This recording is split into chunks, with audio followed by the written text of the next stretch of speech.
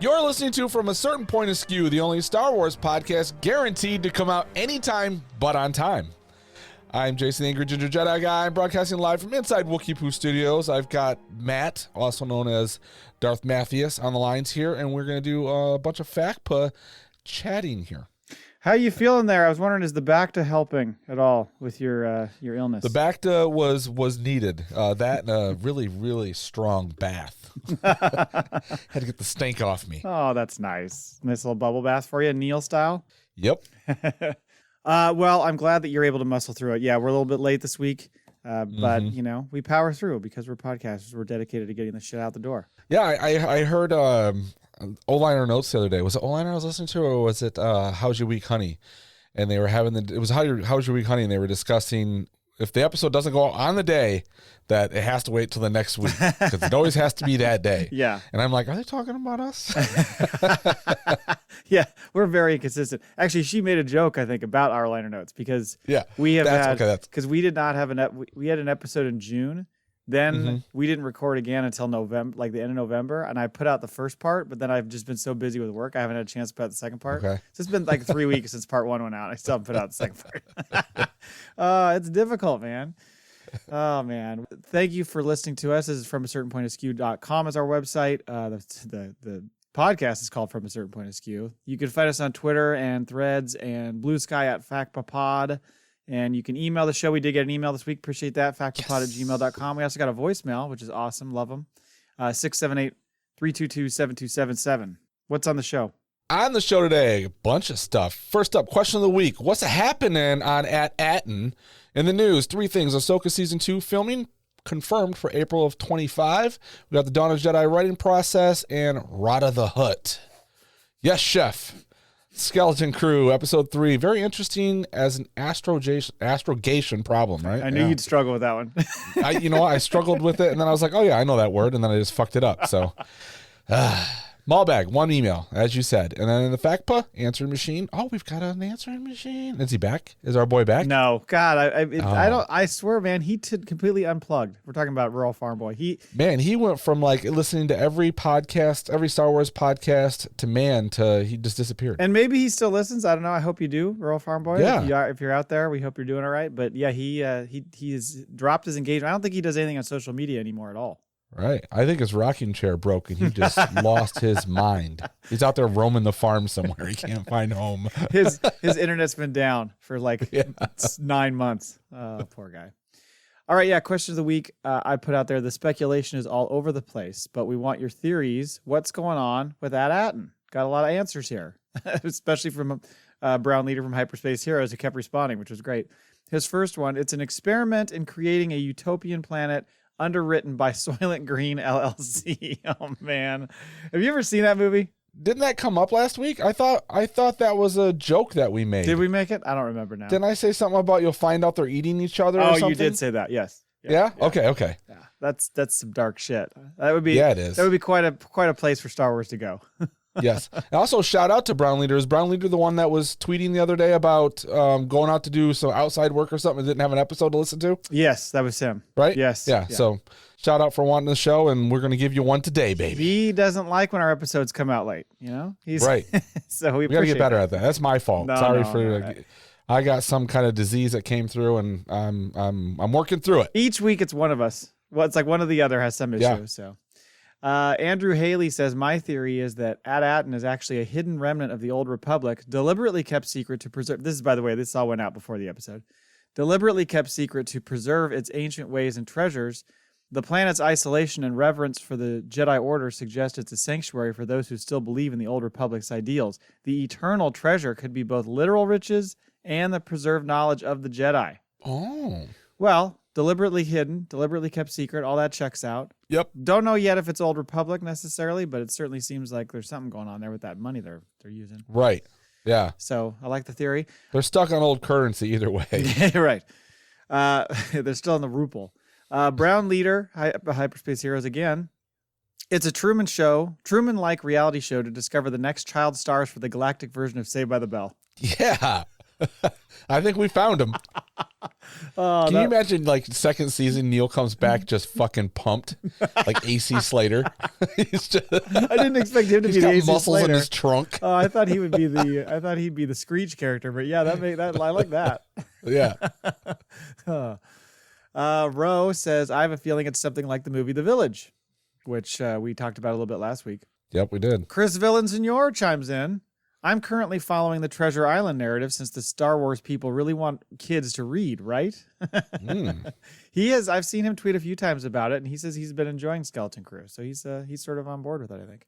Ray Gun Richards says, I figured they were doing one of two things, training galactic quants or tagging galactic metadata for use in the base AI all droids need to survive. Oh, wow. That's all they're using it for. They're just using it for metadata. I don't doubt it. And in fact, I think there's a fair enough theory to consider there that this is all robots and AI and not actually somebody who's real. Yeah.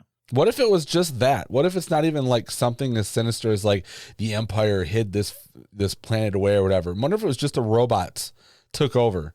Like, we're going to keep these fuckers in the dark. It's possible. We're going to control them. Yeah. I'm telling you, you can't trust them. Your worst fear. You can't trust them. Yeah.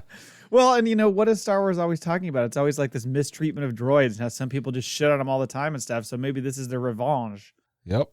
Brown Leader again, third one. He's fucking stuff in the ballot box here.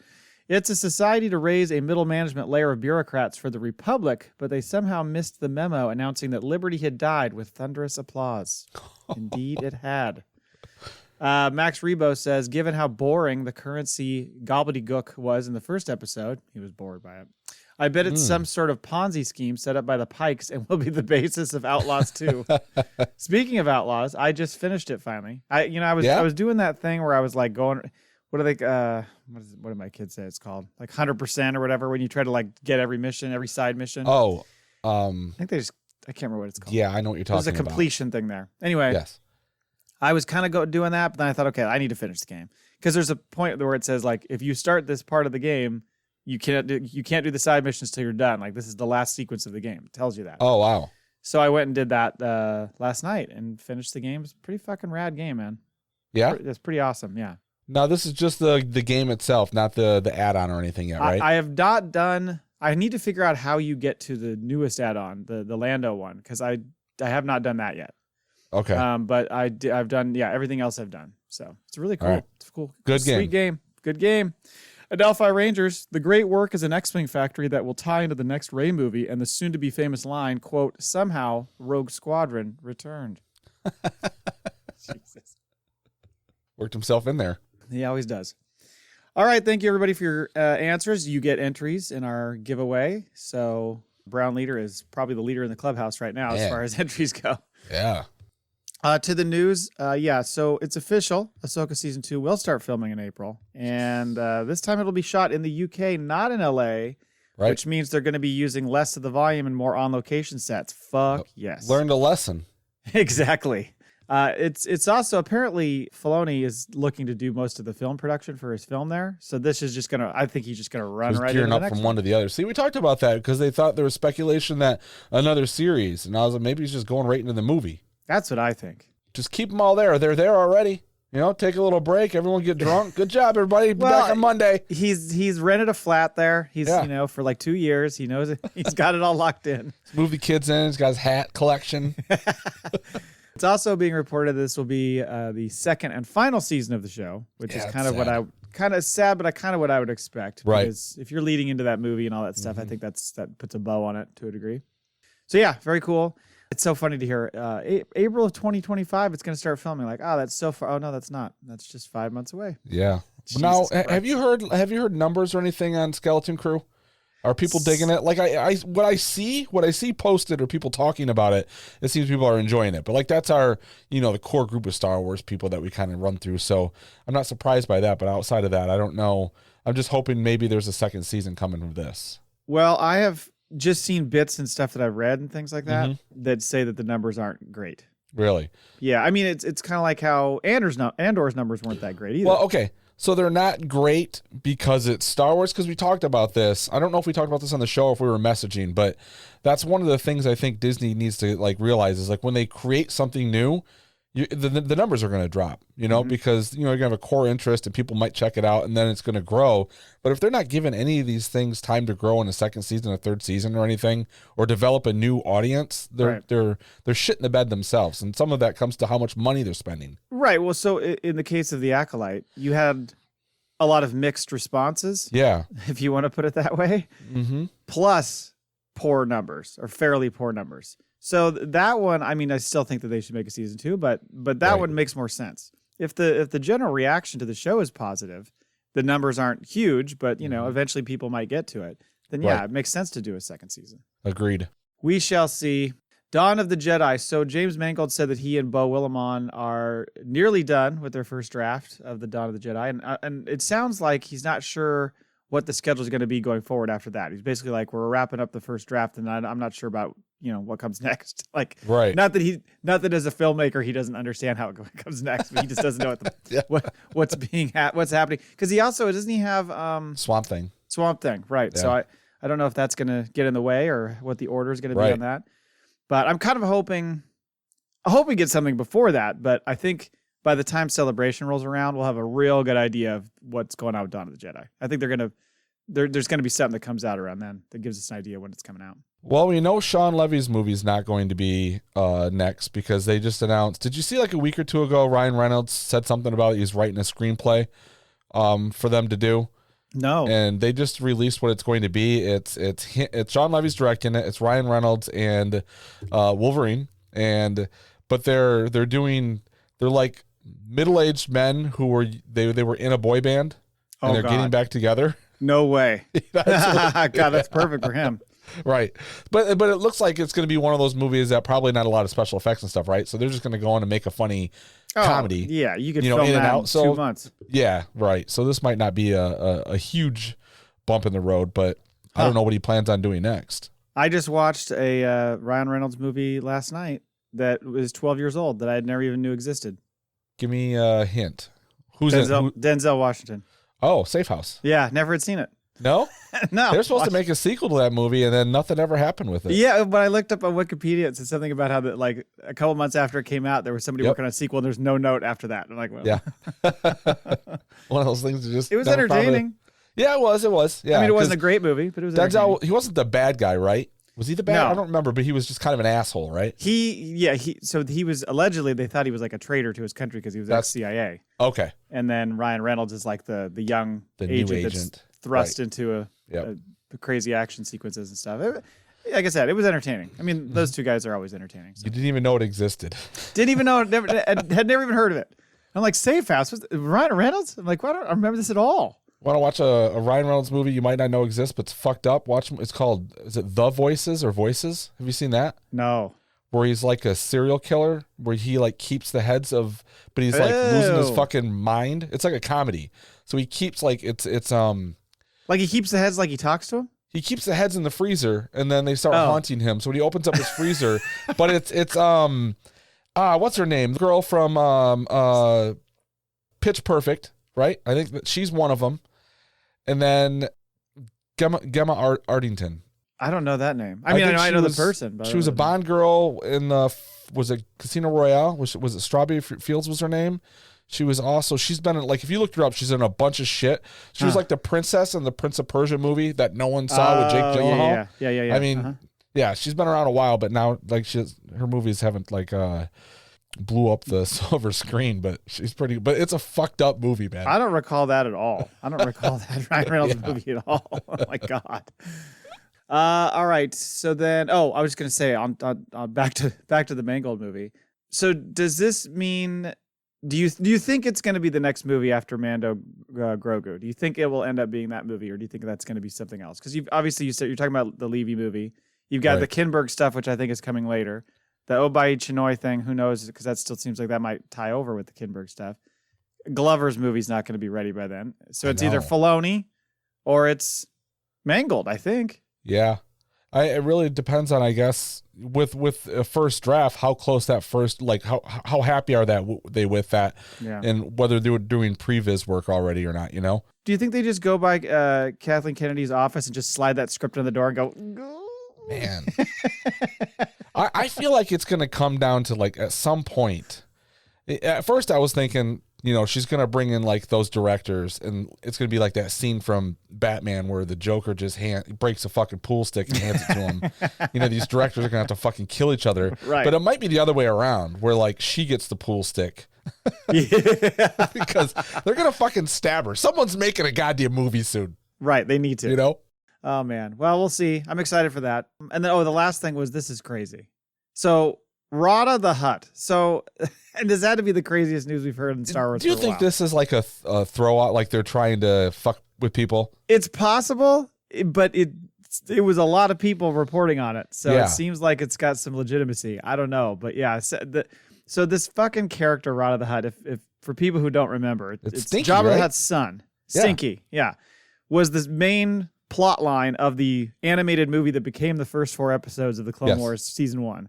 Yep. Which was so rough to watch. Yes, it was our introduction to Ahsoka, but man, that was a tough one to watch. This is the thing that one of my hockey buddies, that was when Star Wars ended for him, pretty much. Okay. He went to the theater to see the animated Clone Wars movie and was like, "This is the biggest piece of shit I've ever seen. I think I'm done with Star Wars." Never came back. So if this is Rotta the Hutt, this is probably, in one way or another, it's got to confirm that Boba Fett's going to be in the movie, right? Because isn't Rotta going to stake claim to Tatooine? That makes sense. Yes, that could easily be a plot point to say, hey, that's my fortune. That was my dad. Leia killed my father. Right. And that's the other thing. That Rotta's going to be pissed at Leia. Who is? Rotta the Hutt is going to be pissed at Leia. Leia killed his dad. Oh, sure. Okay. But Leia's dead herself. So Not in this timeline. Oh, yeah, you're right. Because this would be before. She's very much alive. Right. She's probably just she's taking care of Ben. She's, raising a son. Yeah. So I don't know how the fuck they're going to do this. And I don't know how that's going to tie into everything. But oh my God, I just could not believe it when I saw that come out. I was like, you got to be fucking kidding me. I know. And then why get Jeremy Allen White to voice this guy? I don't know. Is his voice that, like, I don't want to say iconic, but no, it's not, I don't think it's particularly noticeable or anything. It's the face and the abs, right? Yeah. I mean, he's Yes Chef, right? He's, yes. I mean, Shameless. He's got the bear. Right. He's playing Springsteen right now. They're making a movie, so he looks like Gene Wilder. Yeah. What was the Iron Claw or what was the movie? The wrestling movie. Yeah. So I mean, he's moving around. So putting him in a Star Wars, but they dropped the ball. They got to put him in with his brother from Shameless. In the video games. Yeah. So. Well, and it makes you wonder too, what exactly is Rotta going to look like? Because he was about the size of a fucking carnival prize last time. Yeah, right. So yeah. I assume he's grown. He's grown now. Yeah. Full slug. What a wild thing to throw out there. And just out of nowhere that drops. That was so bizarre. He's reached full secretion. When you forwarded that to me, I was like, what? I thought it was a joke. That's crazy. Well, that's it for news. So on to the Skeleton Crew. So, a couple of quick notes on the Skeleton Crew before we get into the actual episode. We talked last week, and we just did a minute ago about, the prospect of the season 2 and all that kind of stuff. And it turns out Christopher Ford and John Watts have been planning for this. Right. Because Christopher Ford was talking about it in an interview and said, quote, "We 100% have an idea for a second season and know what we would do. We have a built-in ticking clock of the kids and their age, and by the time we would get to production, we know what age they would be. So we would be writing toward that. You'll be growing up with the kids." Yeah. So they're ready to go. And I think they should. The fact that you start this show and don't have a season 2 in mind is probably a bad idea. Well, most series you go in what's called a story Bible, right? So they've got multiple seasons planned out and everything. So they did that part right. But I don't know. I'm real worried Disney is so concerned about the bottom line when I think long term needs to be something they look at as well. Well, and yeah, you talk about like a story Bible or a show Bible or whatever. That's what always got me about thinking about people who make a pilot. Like when they make a pilot and they're like, yeah, we don't know where it's going afterwards. How far do you go? Yeah. Because you have, and how many times do you do that? Have this full story fleshed out. You do the pilot and then nothing. Sorry, not going to happen. Yep. We're not doing full season. We're not doing a full movie, whatever. Well, I think one of the famous ones was they did a couple of years ago before House of Dragons. They did a full pilot for a Game of Thrones series that Naomi Watts was the star of. There was quite a few names in that one. And then after it was finished, they were like, yeah, no, we're not going to make this one. Ugh. And I think it was $25 million, $30 million they spent on that one, something like that. Jesus. Ridiculous amount of money. Yeah. That's frustrating. Oh, I meant to mention too, you watched that featurette I forwarded you, right? About the I did puppetry? not. Oh, No. It was very cool. You should look at it. Like, there's a bunch of people running Neil's head. Let's just say that. Yeah. Because I didn't know how much of it was CGI.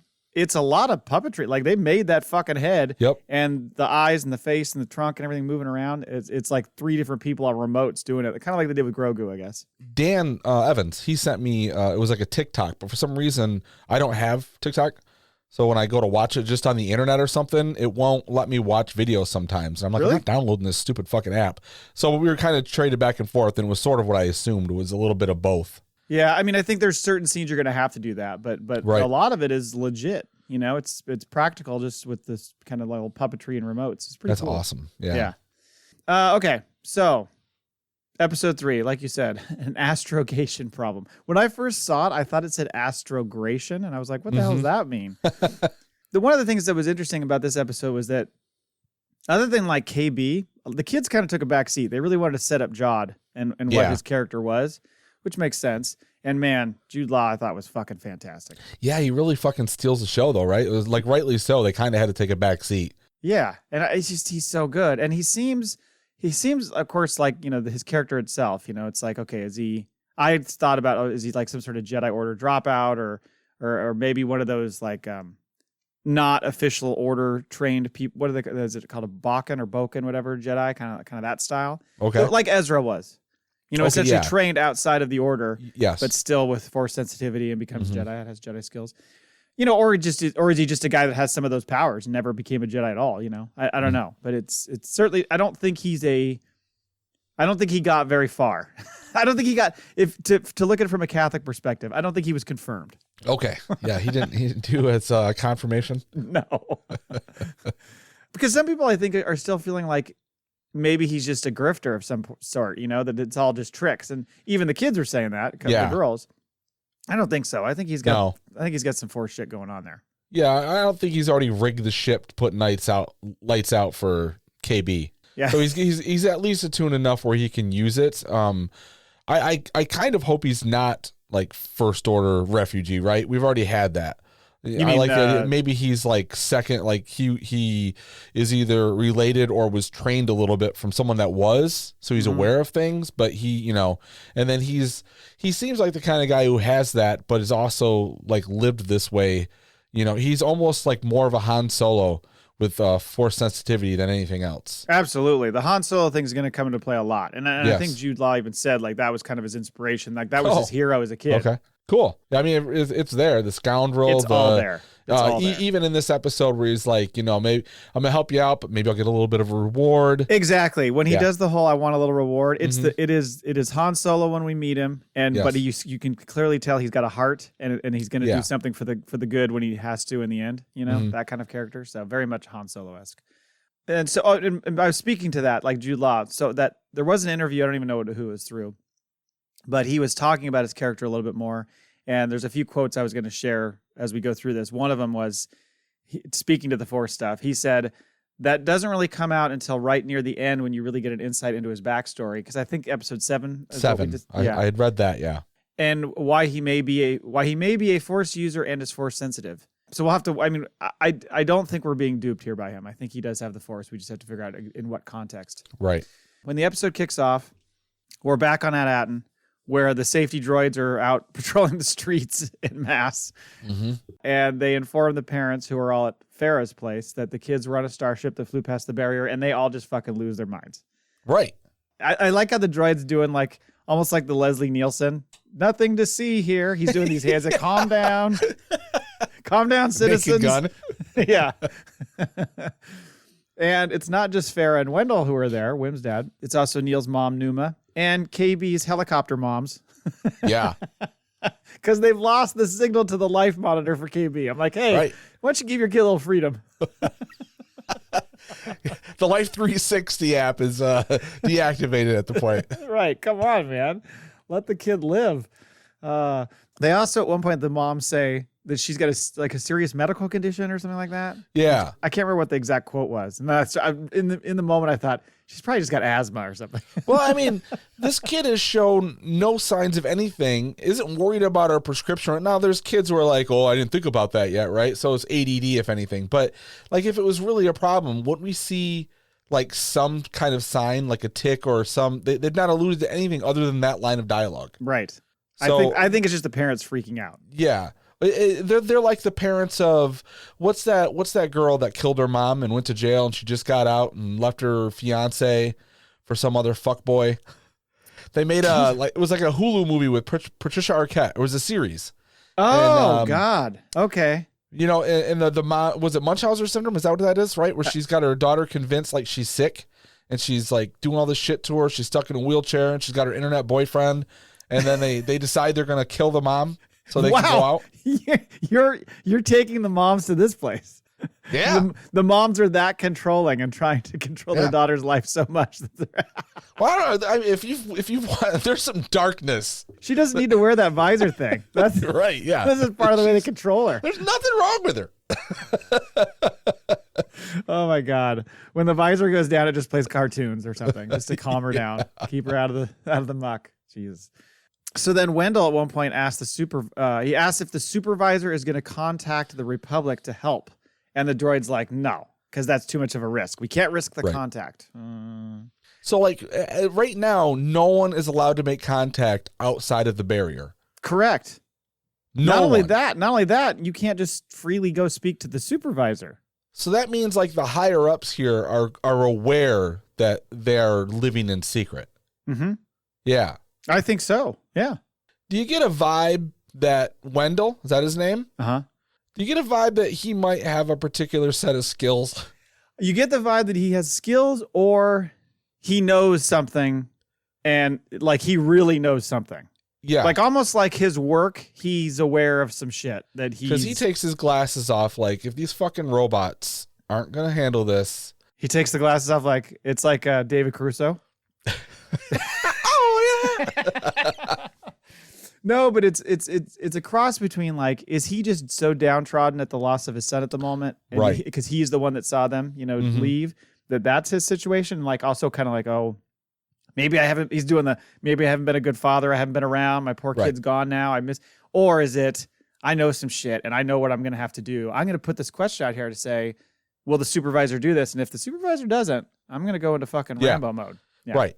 Yeah. He's got some John Wick tokens in the basement. He's going to go fucking break the safe out of the cement, and here we go. It'll very much surprise his son if he does that. Dad? I thought you were just a nerd who was, chained to your job. He's got the Superman effect. He puts the glasses on, he becomes Clark Kent.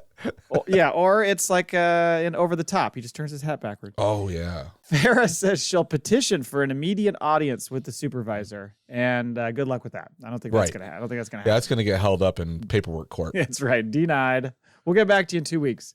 I mentioned it earlier. Do you think the supervisor is someone or something we know, or do you think it is droids? Do you think the droids control the whole world? Because everything in this world is droids. Yeah, I think the supervisor is the Wiz. It's the Wizard of Oz. It's a fake fucking something where they all get to blame it on something, and the supervisor's looking over everyone for the good of the people. Supervisor's made up. I think you're right.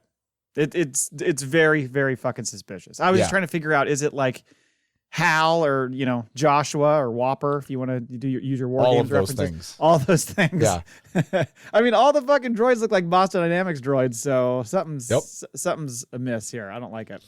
So back on Port Borgo. It's Port Borgo. Yep. It sounded weird. Anyway, Port Borgo. Jod is trying to lead the kids out of the jail, and he continues to wow Kh'ymm with his Jedi skills. He's throwing the sound like Kenobi for the stormtroopers and shit. And then he also is throwing out all these Jedi lines. All I can see is like this image of Jod like on the trail, like wow, just making sounds all the way down the hallway, and Kh'ymm every time. Ooh, that's kind of what it is. It's a firework display. Kh'ymm is eating it all up. It's a one-man show. This poor kid is gonna have his heart broken at some point by Jod. It's gonna be sad. Mm-hmm. But and he's also dropping all these lines, John. He's like, they're like, well, why didn't you just leave the cell? What everybody else was asking, why didn't you just leave the cell before if you had the Force and could get the key? And he's explaining how, I didn't have a ship. What was the point? But he says, I waited and the Force provided. He's got all these little, yes, he does. He's read his little daily, the Force daily calendar. Yeah. Ripping those pages off. Oh, and I like how Fern throws it back in his face. Because at one point, KB goes, hold on, when they're about to go around the corner. Right. And she goes, oh, maybe she has the Force. The Force flows through all of us. That's what he says. That's a fucking great line. The Force flows through us all. I mean, so well played. He's doing a great job. Very charismatic. Well, it's written well enough to make you guess either way is correct at this point, right? Yeah, we still think maybe he's playing games or he's lying, or I like the way that they're keeping us all in the dark. Well, he's a con man, and you've seen him do it with the pirates and stuff, so you know that's where his skills lie. But I think the Force stuff just helps him be more of a con man. Exactly. Yeah, he's using it for that way. I think so. By the way, one minor nitpick on the next scene is they're trying to make their way to the ship. Put that damn Jawa's hood down more, because you could almost see the outline of its head, and that's part of the allure of the Jawas, is that you don't see their I guess I didn't pick up on that shot. You just see the eyes, right? So you don't know what's in there. But there's a shot where the hood's like kind of back and you can almost see the outline of its face, and I'm like, I don't like that. Oh wow. Just a nitpick. They somehow managed to blend in, even though all this shit just went down and they're just walking through like no big deal. Well, he throws some sound for people to pick a fight, right? He does do that. Yes, you're right. Everyone's paying attention over there, and But there's also people looking at him. Yep. Like, aren't you the kids that just caused a big fucking stir? Got thrown. And kids aren't going to stick out in this place, no matter how much sound you're whipping across the, yeah. It is a little bit silly, but he should have hid all four of them under his coat like Kenobi did. Exactly. Yeah, they're making their way back to the Onyx Cinder. They get in one of those dinghies, get back to the ship. Jod explains that he's got a friend who can help them get back to At Attin. But they're like, no, we're not leaving without Smee. Smee. It's baffling. Well, I like to call him Smee. It makes it easier. It's baffling to Jod because he's just a droid. And, we've seen this type of kind of like moral dilemma before with people, where some people think droids are worth something and some are just like, pfft. Right. And he is very much in the mindset of like almost like Mando season 1. Exactly. As far as like his view of droids. Yeah.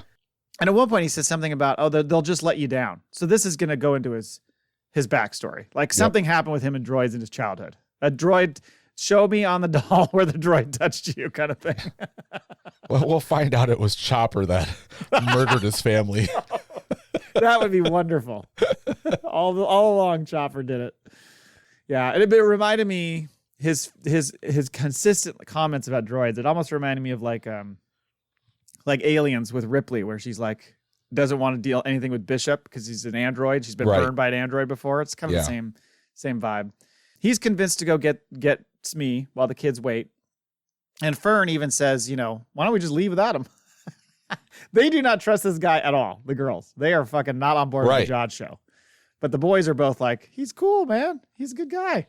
These girls were raised by a woman I previously dated. They didn't like men much.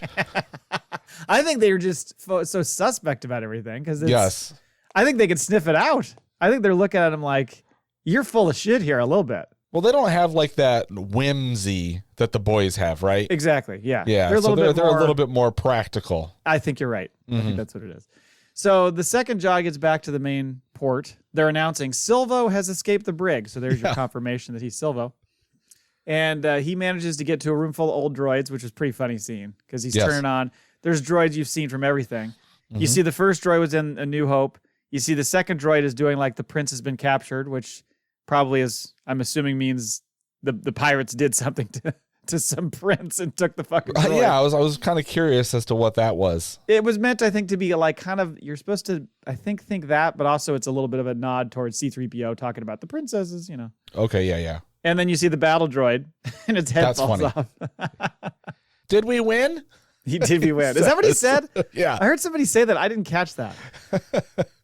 So then he finds Smee and he starts loading him up in a wheelbarrow, I guess you could say. Don't forget when Neil, he's got a rat that lives in his eyeball. Yeah, right. So that was the telltale sign. He's like, that must be him. Yep.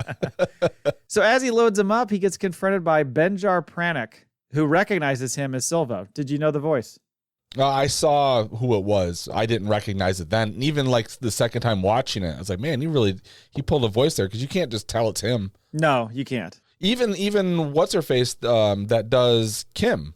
Yeah, I couldn't tell that at all. Like in retrospect, sorta, but like I was like, man, that's not the voice I expected. Right. Yeah, it's Alfred Molina, which is really cool. Benjar is asking, hey, why'd Brutus let you out? Your trial's coming up. Yeah. And he said, well, he didn't let me out. I let myself out. And by the way, I think I got a lead on that score I've been talking about, referring to Is At Attin. And then he says he's like, well, maybe I should call the guards so we could talk about this. Now, are we to assume that he murdered Benjar to get out of there? Because the next thing you see is him in the dinghy trying to make his way back. Well, did he murder him or did he, subdue him to get out? Yeah. I wonder if we'll go back to that or not. Yeah. He's got his head in a fucking fridge. Yeah. Because he doesn't race back this time. He's not being chased. Or no, yeah, he is. He is being chased. Yeah, this is when he's being chased. Yeah. So whatever happens leads him to being chased by the pirates. I love the shot with the kids. And if you're watching through the window, you start seeing it happening before everyone's aware. That's funny. Yeah, because back on the Cinder, they're all sitting there arguing about if he's a Jedi or not. And like we talked about, the girls are not convinced. And they just think he's full of tricks. And I like how she's like, how does he make all that stuff float and all that stuff? And she throws out all these reasons how it could happen. He's like, okay. Those are fucking, even at that age, arguing with a woman. Very cynical. Not. Well, you tell me one way, and she's got 15 reasons right away, and you're like, God damn it. Yeah, I know. Wim kind of felt like fuck. Yeah, because he says name one. And she just rattles off a million of them, and then I like how she goes string, and he's like string, like he picks that one to pick on. Right. String. Yeah. So the kids see Jod flying back. Pirates are on his tail. He boards the ship, but then they're tethered to this buoy, like this fuel line. Yep. So they can't escape. It's one hell of a fuel line. Very strong. Yep. He tries to whip around and like kind of get, I think, momentum to really get away from it. And then he just starts pulling other ships. Yep. I love that. He pulls a Han Solo move and it's just like, fuck it, let's make the jump. And they're like, I don't think you can do that. He's like, well, we're going to do it. Yeah. Either we go or we don't. Yeah. I never, what was the line in The Force Awakens? Can you do that from the inside of his ship? He's like, I never ask those questions before I do it. Yeah. It's kind of like that. So they get out just before the cannon shoots. And the lion, I like how the lion snaps back and just fucking wipes a bunch of shit out. Holy shit, yeah. That was pretty cool. And Brutus, like, with a big set of hairy balls, does nothing but stand there like a badass. Yep. Everything falls at him. He's like, ugh. Urkel comes running up. What are we going to do? I know. Gunter. Yeah, Urkel. What's he say? Put a bounty out on him? Says put a bounty on him and the kids. Yeah. So now they've got a pirate bounty on him. Now, this is where Mandalorian comes in episodes 8 and 9. Oh, he's going to be the one? The fob's going to go to him? Yep. Him and Grogu. How's he going to feel when he sees 4 faces of kids pop up on his little fob? Man. I know. It's going to be a test. Mm-hmm. Yeah, Grogu's going to kill the children. He's going to eat them. He does like to eat. The man's got an appetite. So while they're in transit to the moon, Jod whips up some dinner. And that shot of Neil in his grumbling stomach was pretty damn funny. Yeah. Now, is this food like in his pocket that he made, or is this something they found that's just been sitting around for 100 years? The shelf life is 900 years. Some damn good canned goods. I guess so. I don't know. That's a good question. It's blue. Yeah. Because everything's blue. But he's clearly like not experienced in taking care of kids. He doesn't even know how to deal with them kind of. And there was a quote he had. He said, he's someone who's kind of had his childhood snatched away from him, maybe by the droids. Yeah. And it's why he looks at kids sort of with disdain. Why don't they understand they've got to get on and survive? And why are they so inexperienced? He has no concept of innocence. Now, that also speaks of like kids who go and train at the Jedi Temple, right? Absolutely does, yes. So there's not enough there to pick and choose. Like, it could mean anything. It could, but it's clearly he's like let's go. Like well, it's almost like later when he says she'll stab you in the back. You know what I mean? And they're like, no, she's going to stab us. Yeah. Because they're so innocent. He's like, fucking figure of speech. God damn it. Yep. I love how he even turns to Smee at one point. He's like, hey, clean that up, droid. He's like, fuck you. He's like, what?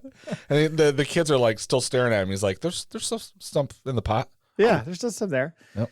Jod wanders around the ship looking for some new clothes. sizing up some new boots and stuff, and grabs that blade. And then that's when Smee shows up and starts questioning him, about him being a Jedi and all this stuff. And I like how he goes, are these kids really from At Attin? And he goes, I'll tell you one thing, that's for sure. They're from somewhere.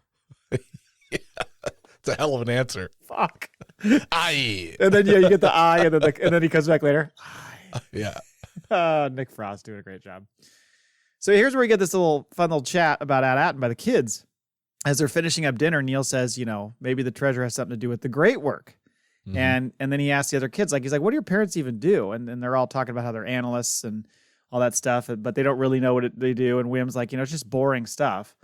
And then, I just thought it was interesting that even the kids this is not unusual. Kids are always like, what do my parents do? Like my kids say that. I don't even know what you do for a living, Dad. Yep. I'm like, it's not even worth explaining. Spreadsheets. Don't worry about it. Spreadsheets. So many spreadsheets, son. Don't follow my path. You're like the Chandler Bing of the fucking podcasting Nobody world. knows what I do. Yeah. Just well, your job is much more interesting. You get to carry a blaster, for Christ's sake. Yeah, I sure do.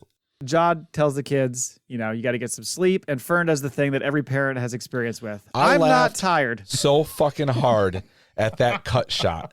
I was so brilliant. There are like these kid things they do, or even where he's like, "Don't you sleep?" He's talking to the kid. Yeah, like there's like these things, man. They do a really good job at like cutting between, or making you relate to like the way you were as a kid, or what your kids do to you. You know, like. I recognize a lot of these As a parent, things. so many of these kid things are just right on the mark, right down the fucking middle. So yeah, I'm not tired at all. Yeah. I love that. The boys are sleeping in hammocks, the most uncomfortable sleeping contraption ever invented. I fucking hate hammocks. I guess so. Has anybody ever looked cool trying to get out of a hammock? No, I don't think so. Yeah. It's horrible. And the older you get, the more difficult it's like. You just basically have to roll yourself onto the floor. You have to, yeah. I fucking hate hammocks. But this is basically like the bottom part of like a pirate ship, right? Where they all sleep in hammocks like all the pirates. So yes, very much so. Like that. Yeah. Now who's sleeping in the captain's bed then? Well, Jod. Jod, right? nah, would? Yeah, I think he goes in there and like has a tug and then goes to sleep for a little bit. Oh yeah. Dust off those sheets. Good Lord. Did you hear Neil snoring? Yes. It sounded like a kazoo. So fucking cute. That's hilarious. That's where he has this conversation with KB because she's not asleep. Mm-hmm. She's very suspicious. She's done the calculations. It's very unlikely that he's a Jedi. And he says, sometimes you just got to trust your gut. And that's when he does the little flick of the lights. Yep. And turns the lights off. We get to the moon where they're headed. We're going to go see Jod's friend, quote unquote. And he explains how he doesn't fully trust her. This is the whole thing about stabbing in the back. And that's when we meet Kh'ymm. Well, at first you just see Kh'ymm, operating some stuff inside her observatory. And she's contacting someone to inform them that Jod is here and he might have kidnapped some children. Right. So they said, well, we'll send somebody out. So she's going to try to stall. So she's talking to the Republic. Mm-hmm. Jod bangs on the door. We get one of those door droids. There's 3 of them. Yeah. Come out eventually.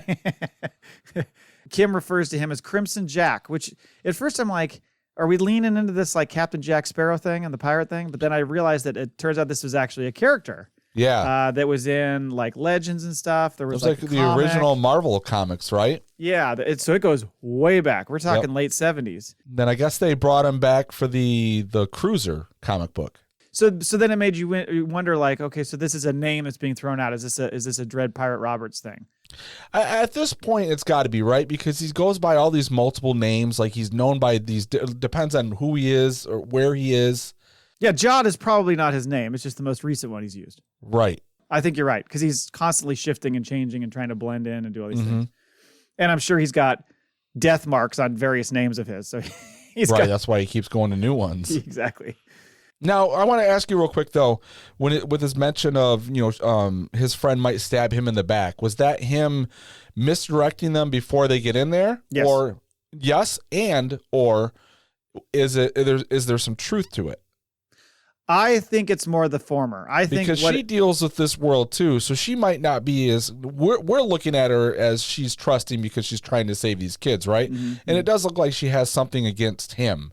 But what is that? What happened between the two of them? So I'm kind of curious as if this is going to turn around and bite them in the ass. If like she does, because when they leave, she's like, if you ever run into any trouble, you can call me. Yeah. And I'm wondering if that's a sincere Or is she going to fuck them over? Yeah, that's a good point. I didn't think about it that way. I kind of felt, I got the feeling more like he was doing as a preemptive, like, see, if this goes pear-shaped, I've warned them that this is something that could happen, and they'll be like, oh, he told us this might happen, versus that she's actually the culprit. Yep. Kh'ymm, voiced by, I have terrible at saying her name, Aaliyah Shawkat. Is that how you say her name? That's how I would say her name. Okay. That's maybe Funke. Which means it's not right at all.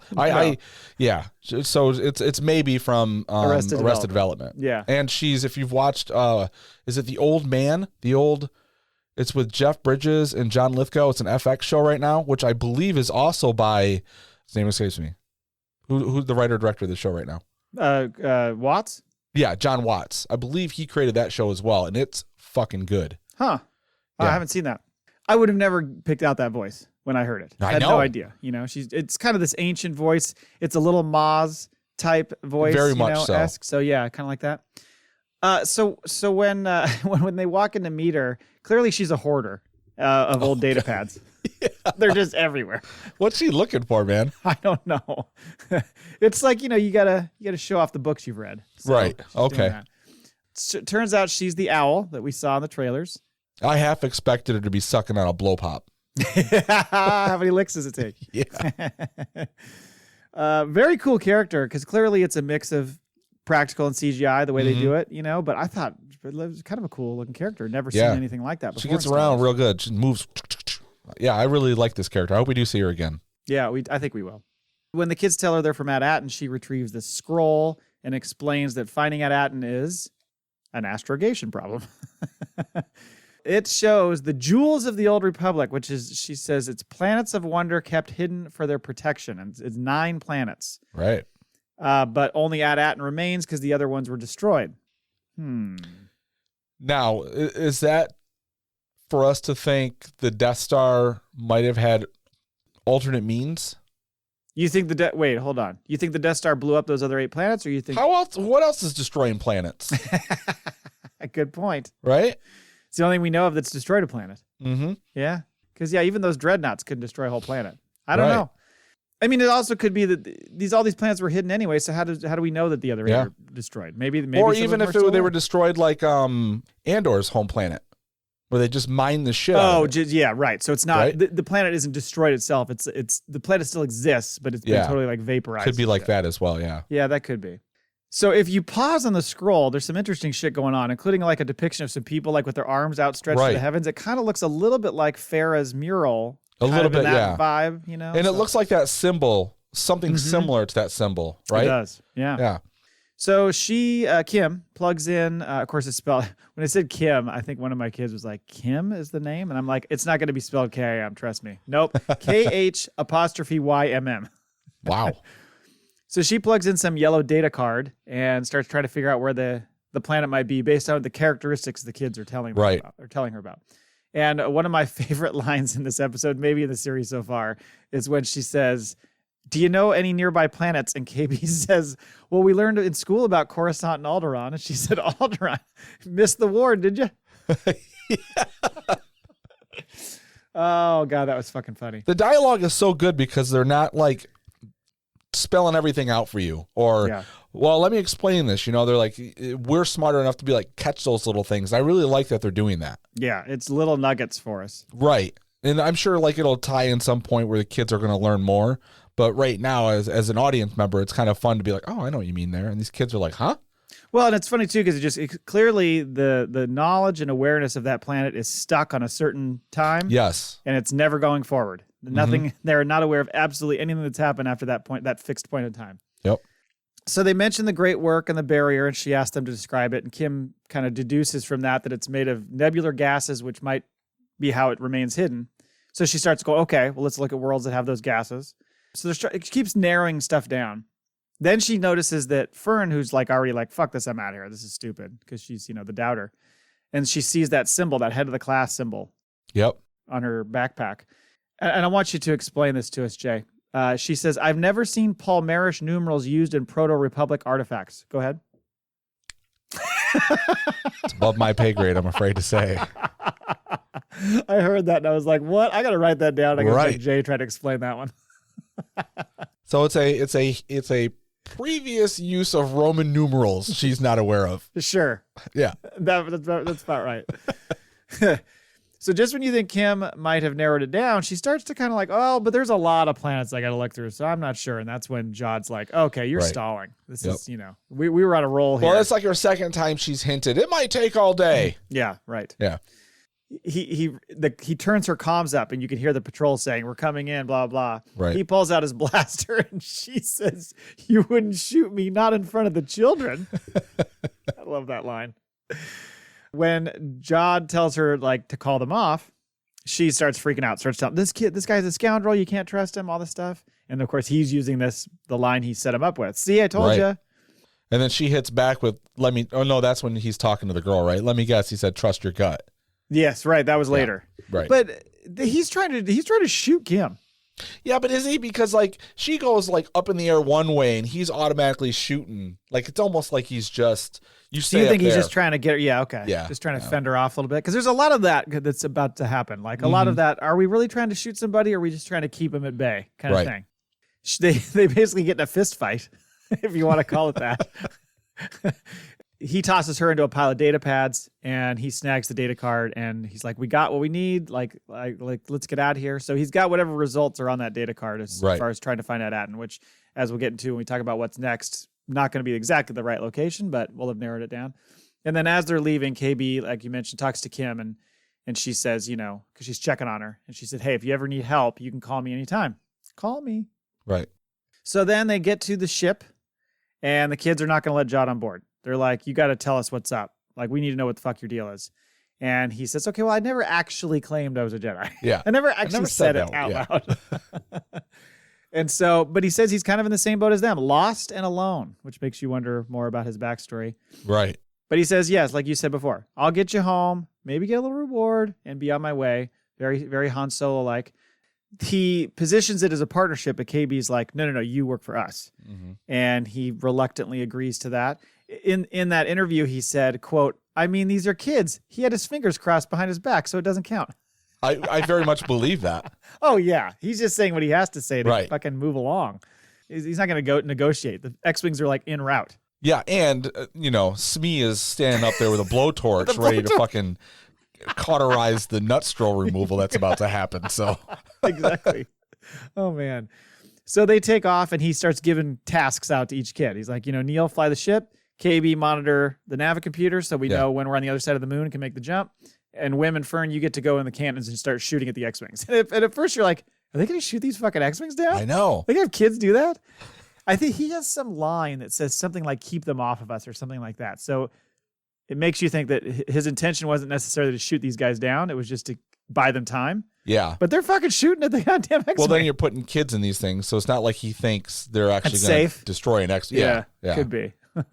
Although he is a pirate, he does come off at the beginning like he's done some pretty despicable shit. It sounds like it. Yeah. So I really think like, although we might not get a full picture of the terrible things he's done, I have to believe that he's done some terrible things pretty much to survive. The first scene we saw, he had a man thrown out of the airlock. I'm just saying. Right. So it's not like it's not beneath him to do these things. And this wasn't the first ship they've attacked. No. For credit. So, yeah, they have no problem. He might have murdered Alfred Molina, for all we know. So, yeah. So the kids are shooting. You get the whole, I got that shot. No, I hit him, Wim and Fern. They get on the other side of the moon. They make the jump. And then the X-Wings land. And at first, were you wondering, like, are we going to know these pilots? Yes. Yeah. I'm kind of glad we did. I was surprised that it was someone that which this helps us believe that there are more than 3 X-Wing pilots out there. Exactly. That's the thing I always say. Like, it can't always be somebody we know. Like, it's okay that it's a new person. And they asked Kh'ymm, do you have any idea where they went? And she said, you wouldn't believe me if you wouldn't believe me if I told you, is what she said. That ends the episode. I didn't get a chance to look, but a lot of times in these series, if we do see an X-Wing pilot that we don't know, it's one of the directors. Yes, it usually is. I was wondering if it was one of the directors. I didn't see if it said. That's a good point. I always try to look at the cast list. I didn't see them note. By the way, one of my pet peeves of Disney Plus, and maybe there's a setting you could do to fix this, is when the credits go to that little window in the bottom. because it's going to show you what's coming up next or what. And I'm like, click back on it, and then it'll do it again. I'm like, God damn it! I want to watch the fucking credits. Okay, I actually want to see what's going to happen here. This 1%er doesn't really want to watch the credits, does he? Like, there's literally a person sitting there going, nope, nope, nope. Watch this. This guy's going to get so frustrated every fucking time. Drives me crazy. So, what's next?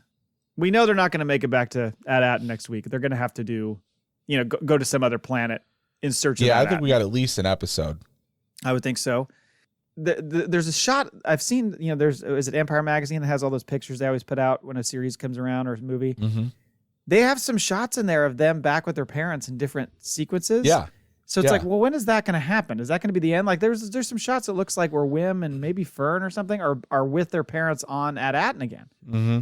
And I'm like, maybe those were throwaway shots that didn't end up making it into the show, or are we to assume that they will make it back there at some point in this episode? Well, my guess is they make it home. The conspiracy gets a little deeper. They decide, there is a treasure, so they all get together again to go find the treasure, Well, because they have that shot where they show Wendell riding with them on hover bikes. Yeah, and then also, like, at some point, I think the pirates find this planet, right? So then it becomes a race against time for the kids to find the treasure before I just lost her name. What's the mom and the two sons' names in the Goonies? The mom of the two. Oh God, I don't know her name. I forgot their. It's not like the Gambonis or the what's the Fratellis? Fratellis, yeah. Yeah, they got to get to the treasure before the Fratellis find them. I thought you were talking about Mikey's mom. You were talking about the Fratellis. Yes. Yeah. Yeah, and what happens when they land and those robots? I mean, are we gonna have a pirate robot battle? Yeah. I don't know. Yeah, like, what's their defense systems look like? Because they're going to allow at least this ship to come in because the kids are missing, and there's probably going to be some, harsh truths with these kids, right? Don't do it again, whatever they're going to do. But when pirate ships show up, that's going to be another thing. Yeah, it will be. Well, and then that Wendell and Farrah are going to go after the kids because we've seen lines in the trailers where they talk about, like, they're not coming back. We got to go find them. There's a shot that or I think it's in one of the trailers that shows a hologram of the mom sends a message to the kids. Keep trying or something. So that must be her, and Wendell must do something where he knows how to get a message out. I think that's true, and what there must be other methods they're going to try, but they clearly know that the supervisor is not going to do shit, and that it's on them to try to figure it out because their kids are just stranded and they're never going to come back. I wonder if these safety droids are even programmed beyond the fact that their job is just safety. Like, they've got a protocol they adhere to. Like, they don't even know that the supervisor is not real. I'm sure that's true. Mm-hmm. Yeah, because they talk about the supervisor like it's an active person. We must inform the supervisor. Right. The supervisor probably already knows because it's monitoring all your fucking cameras. So when you say that to each other, you don't need to report to the supervisor. They already know. There was a theory thrown around there that there is an Undersecretary Farrah in a book. Yeah. And that person was an Imperial remnant and loyal to the Empire and later gets arrested by Harrison Dula. Do you think that's really going to be what happens here? I don't get the feeling that Farrah is up to something bad. I feel like she's just is believing in the bureaucracy and the setup of the planet, and then is going to be, become like dismayed by what seem like she's high enough the chain, unless, well, she could be. It would be like I'm going to put a report out to the supervisor, but like, why would she be waiting for kids to be found before she's doing it? If she had that much power to look outside of the planet. Unless she's just playing dumb in front of the other parents. Right. Or maybe she is that Farrah, but she hasn't gotten like that power. Good point. You know what I mean? That turns her into that. Yeah. That could be. Huh. And I mean, because then it gets into all these other questions about what's going on with this planet. Like some people have speculated, does this have something to do with Palps and the cloning project? It's just shit like that. Right. Or everything's about money. So it's like, are they raising funds for the creation of the First Order or something like that? Is that somehow tied into that? Because a lot of people, I think, are thinking there's some sort of Imperial element to do with this planet. It would make sense. Maybe unbeknownst to everybody there that they're doing this. It's the funny thing is this planet, we don't know when it went into hiding, right? Mm-hmm. But if anyone's aware of it and it got lost or forgotten or whatever, I mean, Palps is dead. Thrawn is thrust across to a different universe. So when he comes back, and we do know, like, there's one of those, what do they call them in the third season of The Mandalorian? The Council of whatever, right? Oh, the Shadow Council. One of those people are in this shows up. You think so? I think I read something or saw something that said one of those guys is. Well, then that fucking leads right into it being ties some sort into. So this planet is, I think Thrawn is aware of it, or at least the council. Someone, so this might. I mean, why not? Like the mystery. It makes sense for the mystery to actually progress through this new story thread of Star Wars that they're doing, right? Whether it has to do with bringing Palpatine back or not or whatever, but I think it has to do with the Filoni stuff, which is the Thrawn stuff they're alluding to, and which leads to probably the First Order. And Thrawn, being quite a historian, a lover of history, he could be like, so they used to call this thing the Great Works back in the High Republic. We'll call this the Great Work. Yeah, that's how we'll get everybody motivated to keep working on this shit. And they'll have no idea what they're talking about. We'll just the Great Work is the pie in the sky that you're fucking going for. I was thinking of it too. I was thinking the Palps theory, which I don't necessarily buy into, but Onyx Cinder is the ship. Operation Cinder was his whole fucking thing. I'm just saying. Yeah. Wow. There's a lot of ties there.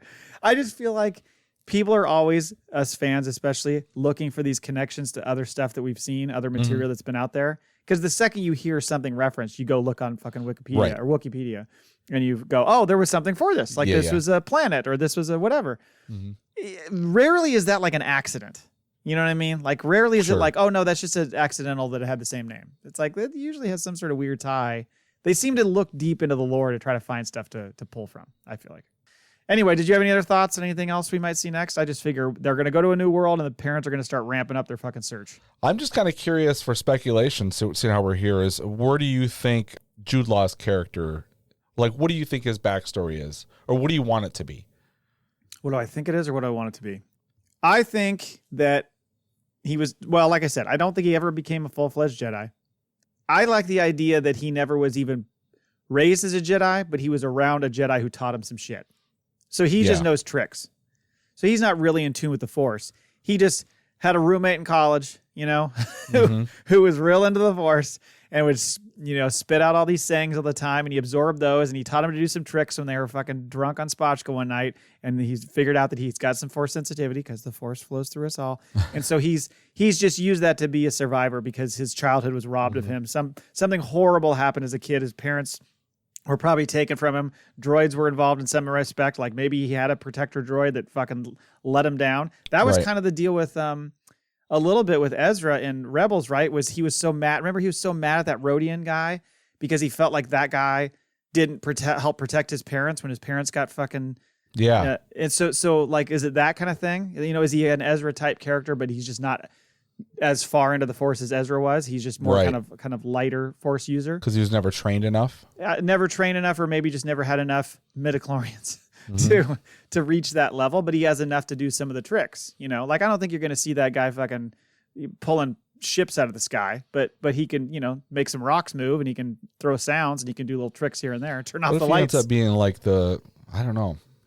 You think it's more? You think Jude Law in, like the name alone tells me there's something else. Although he also likes to play quirky characters, and so it could go either way. But if he has a love for Han Solo and the character, and you want to feel like Watts and Ford probably talked to Jude Law when they were developing this, like about his character, and Jude and Law not Harrison Ford, right?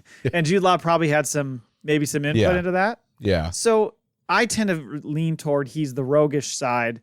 Yeah. Smuggler, scoundrel, but with some Force sensitivity. Not he was a what are they called? What are the goddamn guys that Darth Vader sent out to everybody? Inquisitor. He's not like some ex-Inquisitor. He's not some Sith. He's not some. I don't think he's that level of Force user. Right. I think he just has a dabbling of Force skills that he uses to his advantage. But really, he's just a survivor. Yeah, but, I mean, because he's really about Luke Skywalker's age. Skywalker's age. No, he's older. Luke Skywalker at this point is only like mid-20s, late 20s. Oh, that's right, because we're 13 years before Force Awakens. Luke would be in his late 20s right now. Because this is the Luke who just took Grogu. Correct. During this timeline. Yeah, so he's still fairly young. Right. I mean, who knows how old they're supposed to be making Jude Law's character here. But my guess is he would be more like in his 40s or something, So he could have survived Order 66 then. He could have survived Order 66 as a pretty young man. Yeah. Like as a late teenager, maybe, or something like that. Yep. All right. Anything else on that front?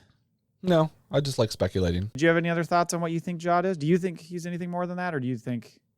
I don't know. I'm curious as to whether we're going to see a lightsaber in his hand by the end. But then that would really be like almost Kanan. Yeah. You know, the shock of it all. Like, oh, he does have a lightsaber or something. Mm-hmm. So, but we haven't seen that in live action. So that's a whole... I don't know. I would like to see him... I like both versions, you know.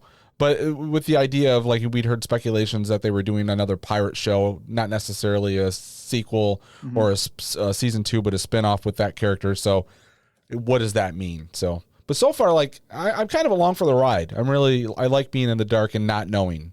And I think a lot of people are. It seems like it's hitting well. I like the idea.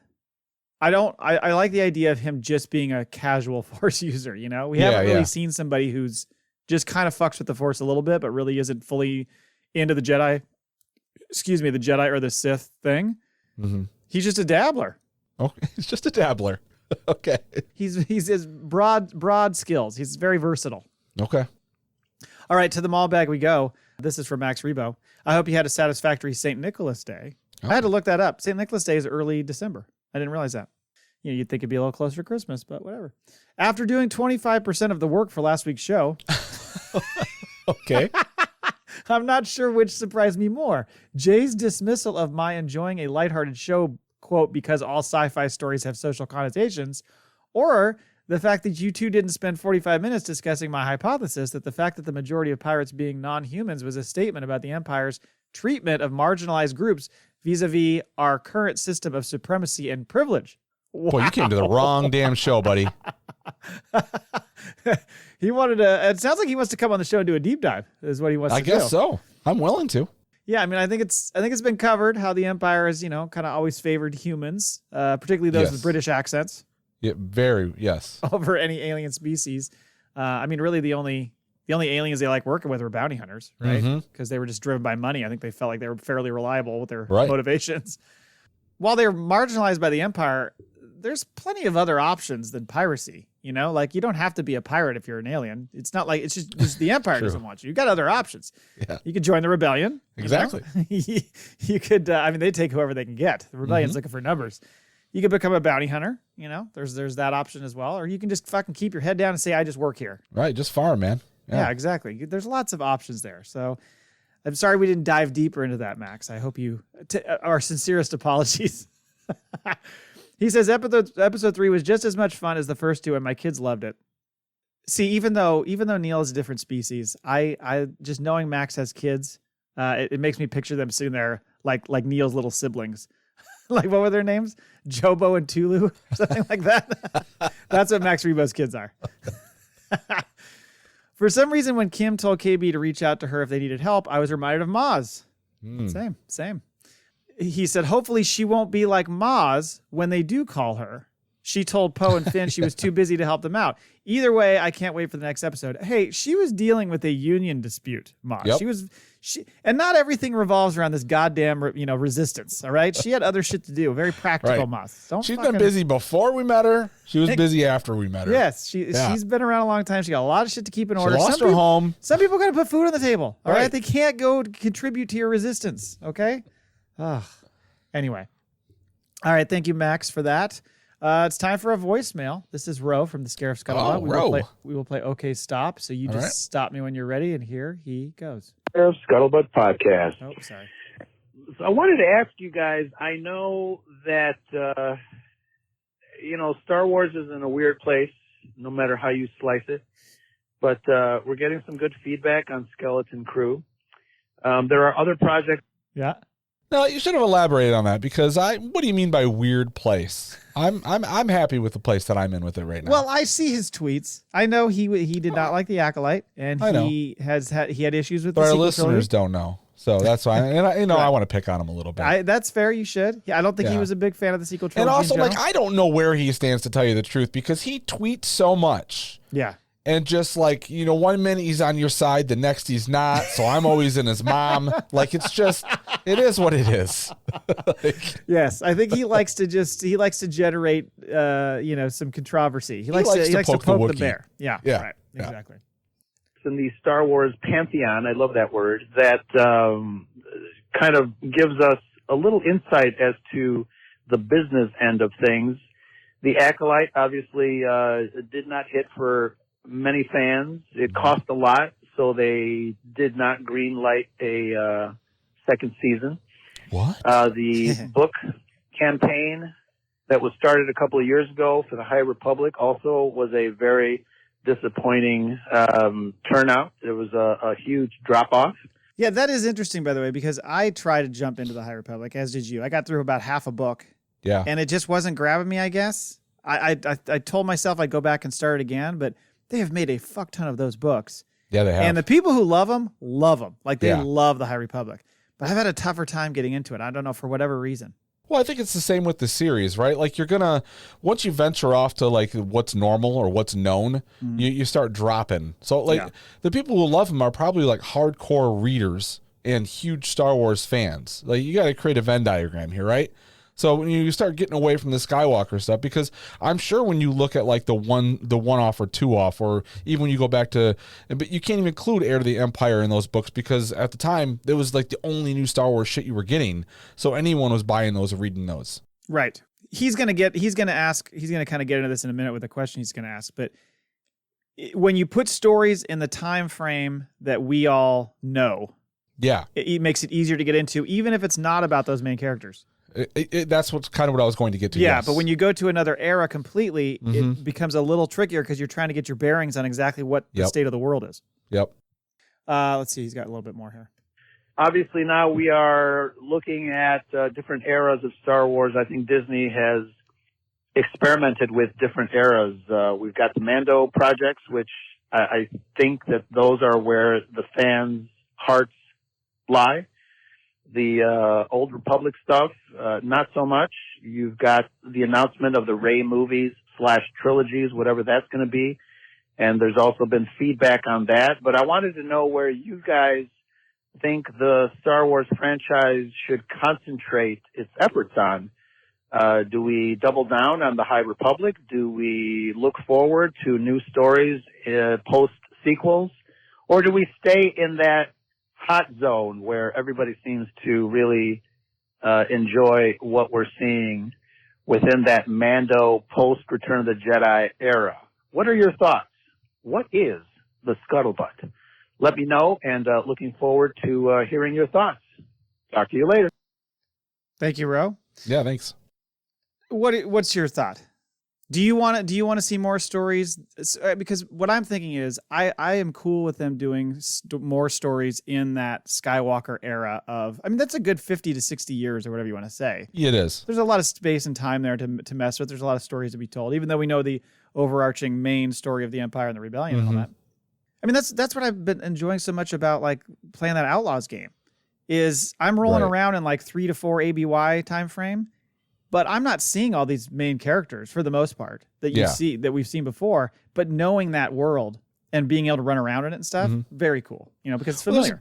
Well, there's comfort to it, right? So, and I think that's where the big money is. But like, I don't want where everyone has a problem with Disney's fucking up Star Wars. Like, I think I would be bothered if they weren't experimenting a little bit or allowing creators to go out and do a little something different to see who's interested or where that comes.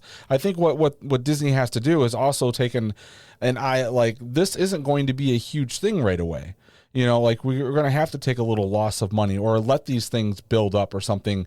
But like where our return is going to be is if we keep playing in this area a little bit. And also like for the films, I like that they keep pushing out a little bit because it's going to allow these series as they're filling in holes to move in and fill in more, like, oh, this is a space we can play in now because the timeline has been broadened a little bit. Like, what mysteries can we play with here? Because none of this stuff is going away. But the fact that, like, the Acolyte didn't work out, there were some fucking awesome things in the Acolyte. Yeah. And, like, if you're blind to that, then you're so, like, stuck on the Skywalker stuff. Like, that's no fun.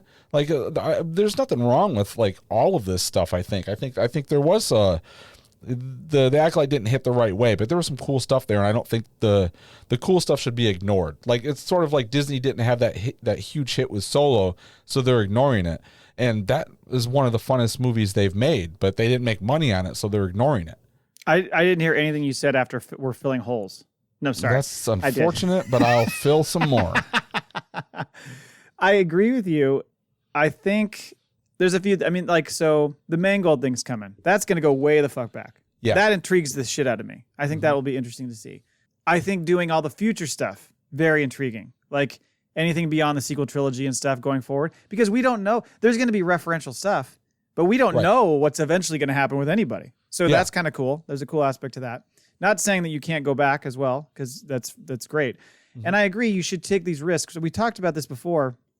Just don't fucking make it a $200 million project.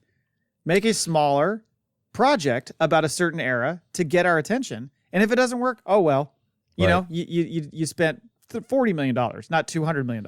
Yeah. And then if it catches on, sometimes that stuff, if it's a smaller story, smaller scale story, but in that world, that's when you get things where you and I are having a casual conversation. You're like, oh, but did you see this series they did? Mm-hmm. Oh, I didn't even see that. Yeah, you should go check it out. And the next thing you know, that grows and becomes, organically grows.